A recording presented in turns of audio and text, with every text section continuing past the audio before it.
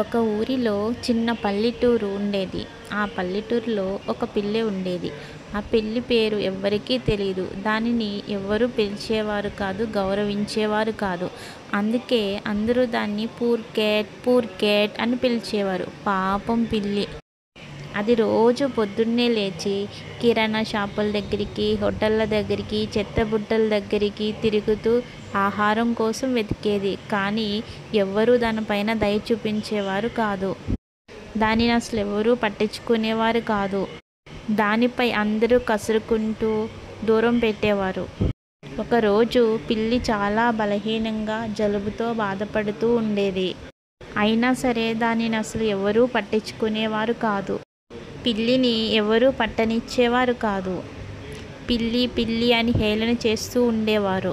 అన్ని చోట్లకి తిరిగేది. కానీ దానికి ఎవరైనా చిన్న ఉద్యోగం ఇస్తే ఏమన్నా పని చేస్తాను అని చెప్పేది. కానీ అందరూ చేదరించుకొని ఎవ్వరు కూడా పని ఇచ్చేవారు కాదు. అలాగే చెత్తబుట్టలు కూడా వదిలేది కాదు పాపం. ఎవరైనా ఆహారం పెడతారేమో, చెత్తలో వేసినైనా అన్నమైనా తిందామని చాలా తిరిగేది. కానీ ఆమెకి ఎక్కడా ఆహారం దొరికేది కాదు.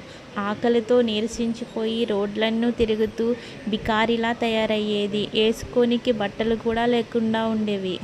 ఒకరోజు తిరుగుతూ ఉండగా ఒక షాప్కి వెళ్ళింది. చికెన్లు తయారు చేసే షాప్కి వెళ్ళింది. అక్కడ చికెన్ షాప్ యజమాని అక్కడ చికెన్లు తయారు చేస్తూ ఉండగా పక్కనే నుంచుని చూస్తుంది. ఒక చికెన్ తనకి కొనుక్కుందామంటే తన చేతుల్లో డబ్బులు లేవు. ఎలా అయినా తను కడుపు నింపుకోవాలని ఎంతో ఆశగా ఎదురు చూస్తుంది. ఈ లోపల ఓనర్ ఎటైనా కొంచెం పక్కకి చూస్తాడేమో, ఒక్క చికెన్ ముక్కన్నా పట్టుకుని వెళ్దామని ఎంతో ఆశతో ఎదురు చూస్తుంది.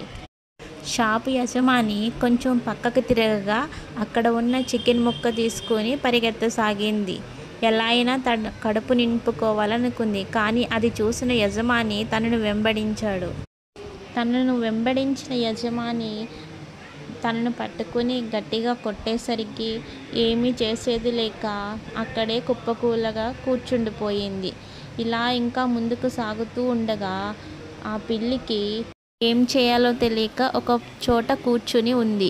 పక్కనే ఒక బాక్స్ కనపడేసరికి ఆ బాక్స్ తెరవగానే చికెన్ కనపడింది. అక్కడ ఎంతో సంతోషంతో ఆ చికెన్ తీసుకుని తినసాగింది.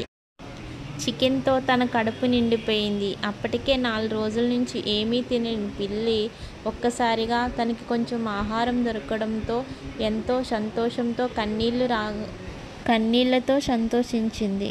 అలాగే పాపం ఇక నుంచి ప్రతిరోజు ఎక్కడ రోడ్ల మీద ఎవరైనా ఆహారం వదిలేసి వెళ్ళిపోతే వారి యొక్క ఆహారాన్ని తీసుకుంటూ తన కడుపు నింపుకునేది. పిల్లికి అసలు ఎవ్వరూ లేరు. అమ్మా నాన్న ఎవ్వరూ లేరు. తనని చూసేవారు ఎవ్వరూ లేరు. ఎక్కడ ఉంటుందో, ఎక్కడ పండుకోనికి కానీ ఆమెకు అసలు ఎవ్వరూ లేరు ఈ లోకంలో. ఎక్కడైనా వాహనములు కనపడినా, వర్షం వచ్చినా, ఎండ వచ్చినా పాపం తనకి ఉండనికి నీడ లేకుండా పోయింది. ఒకరోజు ఒక ప్లేస్లో పండుకుంటే ఇంకొక రోజు ఇంకో ప్లేస్లో పండుకునేది. ఎప్పుడూ ఏడుస్తూ బాధపడుతూనే ఉండేది. నాకంటూ ఎవరూ లేరు. నన్ను ఆదరించేవారు లేరు. నాకు కాస్త ఆకలైతే ఆకలి తీర్చేవారే లేరా ఈ లోకంలో అని ఎప్పుడూ తనలో తాను బాధపడుతూనే తన యొక్క జీవితాన్ని కొనసాగిస్తూ ఉండేది. భగవంతుడా, ఏమిటి నా పరిస్థితి ఇంత దారుణంగా ఉంది. నాకంటూ ఎవరూ లేరు. నా పరిస్థితి ఇలానే ఉండాలా? నా జీవితం ఇంతేనా అంటూ ఎంతగానో శోక సముద్రంలో మునిగిపోతూ ఉండేది.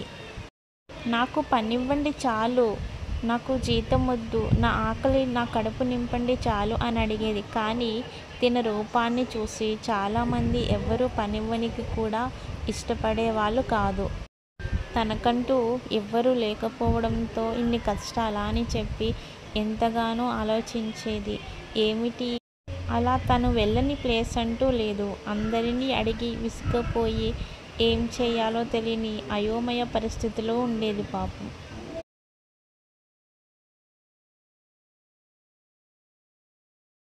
ఇలా ఉంటూ ఉండగా ఒక షాప్లో తనకి పని దొరికింది. సరే కదా అని ఎంతగానో సంతోషించేసరికి ఆ పని చేస్తూ ఉండగా పక్కనే తోటి పనివారు దీనిని ఎంతో అసహ్యంగా చూసేవారు. ఒంటరిగా చేసేవారు. వారితో కలవనిచ్చేవారు కాదు.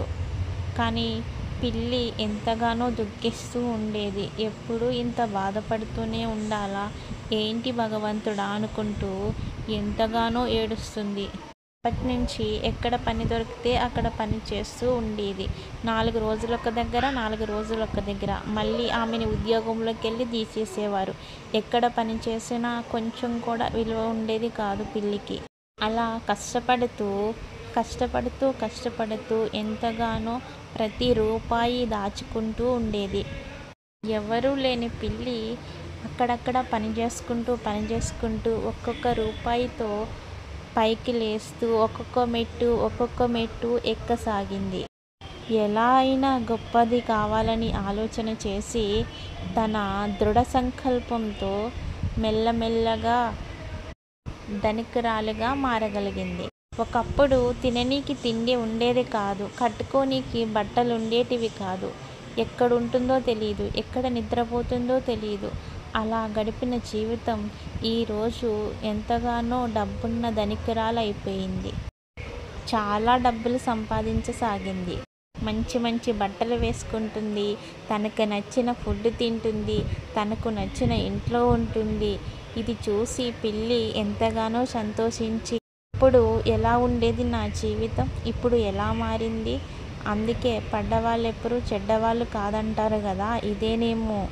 అందరూ ఛీ అనేవారు. ఇప్పుడు చేతులెత్తి సలాం చెప్తున్నారు. అందరూ గౌరవిస్తున్నారు. మంచి ఫ్రెండ్స్ ఉన్నారు. దేనికి లోటు లేదు.